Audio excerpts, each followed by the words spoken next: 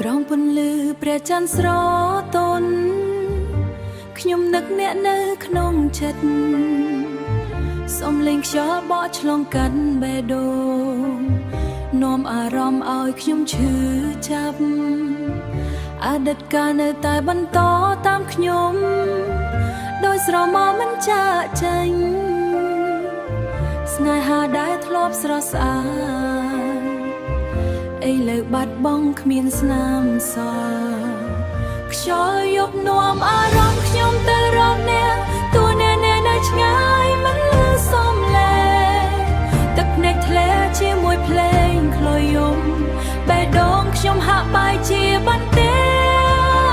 ហេតុអ្វីស្នេហាមិនអាចនៅបានយូរទុកខ្ញុំឲ្យឈររងានៅម្នាក់ឯង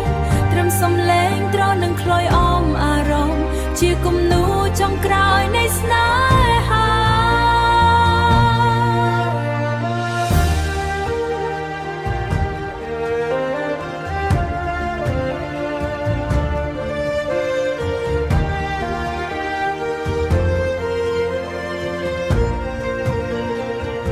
ផ្លូវដែលធ្លាប់ដើរជាមួយគ្នា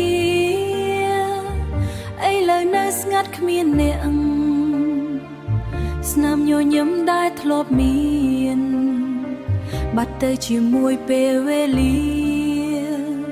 ខ្ញុំសួរខ្យល់ថាអ្នកនៅណាតើអ្នកនៅតែនឹកខ្ញុំដែរឬស្នេហាខ្ញុំគ្រាន់តែជាសូបិនដែលភ្ញាក់ឡើងហើយបាត់បង់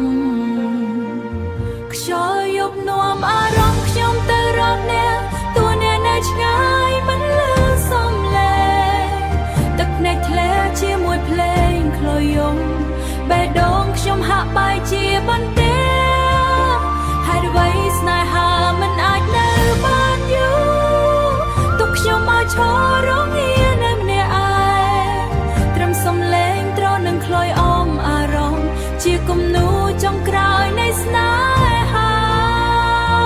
សំឡេងក្លយយំដូចចិត្តខូចពេលវេលាមិនអាចត្រឡប់ក្រោយតែចិត្តខ្ញុំនៅតែរងចាំ